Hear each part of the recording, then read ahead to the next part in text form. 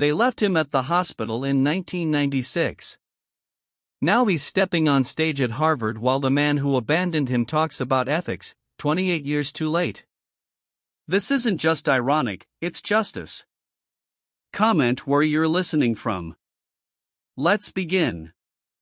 Nurse Janet Mills had witnessed countless births during her 26 years at Mercy General Hospital, but none had left her as shaken as this one. The January night was bitter cold, snowflakes swirling against the windows of the maternity ward as she approached room 307. The chart in her hands contained information that made her stomach tighten with dread. Mr. and Mrs. Prescott. Janet knocked gently before entering. The couple sat stiffly on opposite sides of the room. Esther Prescott, still in her hospital gown, stared vacantly out the window, her blonde hair pulled back in a messy ponytail. Her husband Brandon paced near the door, his expensive coat draped over his arm, keys already in hand. Between them, in a standard hospital bassinet, lay a beautiful newborn baby boy with deep brown skin and a tuft of black hair. He slept peacefully, unaware of the tension filling the room. "We need to discuss the discharge papers," Janet said, trying to keep her voice neutral despite the situation becoming increasingly clear. Brandon stepped forward, his voice low but firm. "There's been a mistake. That child isn't ours." Janet had prepared herself for this moment after reviewing the details. "Mr. Prescott, the birth certificate lists you and your wife as the biological parents." "Look at him," Brandon hissed, gesturing toward the bassinet. "We're both white. That child is clearly not mine." Esther finally turned from the window, her eyes red-rimmed. "I want to go home, Brandon. Please just take me home." Janet took a deep breath. "The hospital has protocols for situations like—" "I don't care about your protocols," Brandon interrupted. "My wife and I are leaving. That child is not coming with us." Janet placed herself between the couple and the door.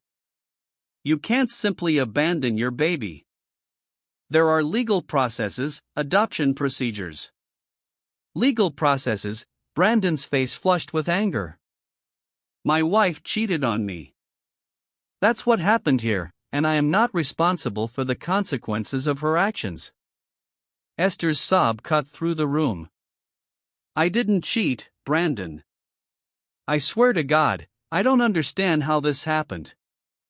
Brandon scoffed. "Save it, Esther. I saw how friendly you were with that new associate at the firm, the one from Nigeria."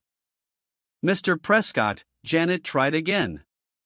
"Regardless of the circumstances, this child needs his real father," Brandon snapped, "which isn't me.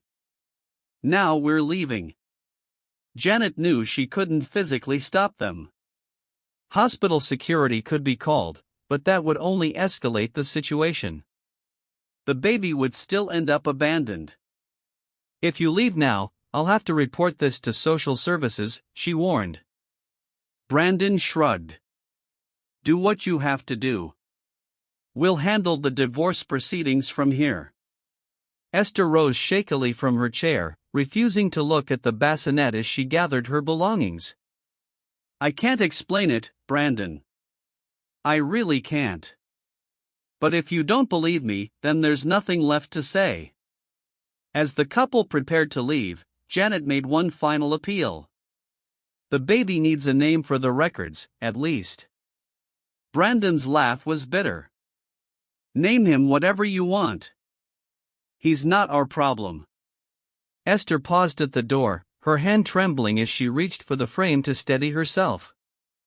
For a moment, Janet thought she might turn back. Instead, she whispered, "Arnold. His name is Arnold." Then she followed her husband out the door. Janet stood alone in the room, the soft breathing of baby Arnold the only sound.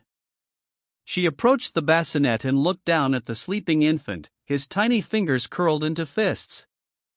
"I don't know what happened here, little one," she murmured. "But I promise you won't be alone." "Hook," What if the truth behind his birth was more shocking than anyone realized? Dr. Richard Chen reviewed the infant's file with a deepening frown. The genetic test is conclusive. Janet nodded. Yes, the DNA markers confirm Esther Prescott is the biological mother, and the father, Brandon Prescott's DNA doesn't match. He's not the biological father. Dr. Chen rubbed his temples. This doesn't make sense.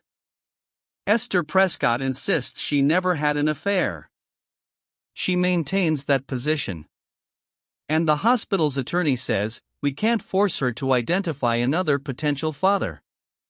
Baby Arnold had been in the hospital nursery for 3 days now.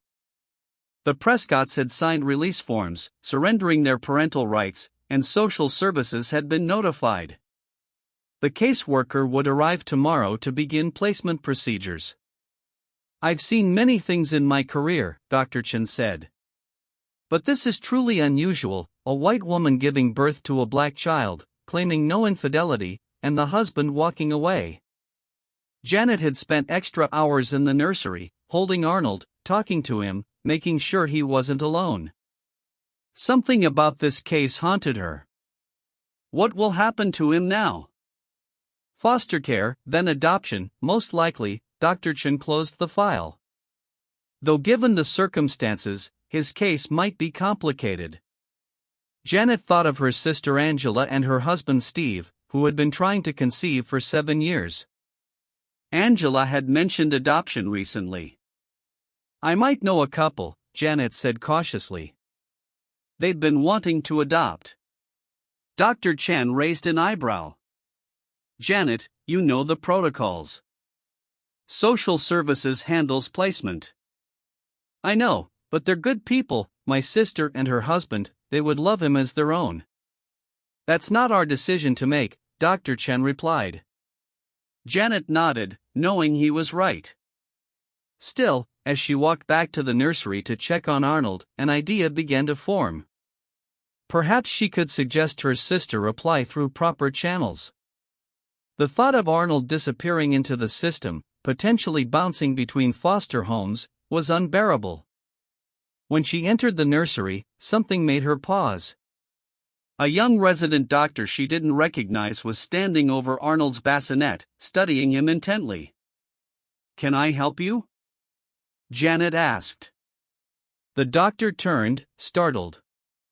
Oh, I was just checking on the new admissions. This baby is under my care, Janet said, moving protectively toward the bassinet. And I don't believe we've met. Dr. Gavin Simmons, I started last week. He offered his hand, which Janet shook reluctantly. I heard about this case. It's unusual. It is, Janet agreed, still suspicious. But this child deserves privacy and dignity like any other, Doctor. Simmons nodded, his eyes returning to Arnold. Of course, I didn't mean to intrude. He hesitated, then asked, have they determined what happened genetically? That's confidential information, Janet replied firmly. Right. Sorry. He backed away from the bassinet. I should get back to my rounds. As he left, Janet couldn't shake the feeling that his interest seemed personal rather than professional. She made a mental note to mention it to Dr. Chen later. Looking down at Arnold, she whispered, "Don't worry, we'll figure this out." She gently stroked his cheek, and the baby turned toward her touch, his tiny mouth making sucking motions in his sleep. What she didn't know then was that baby Arnold's story was just beginning, and that 28 years later, the truth would emerge in a way no one could have predicted. Angela and Steve Dunleavy stood nervously in the social worker's office, hands clasped tightly between them. At 38, Angela had endured 4 miscarriages and countless fertility treatments. The adoption process had been their last hope, one they'd almost abandoned until Angela's sister, Janet, called with news about baby Arnold. The circumstances are unusual, Miss Ivy, the social worker, explained as she spread documents across her desk. We've expedited the process given the situation, but I want to be transparent about what you're taking on. Steve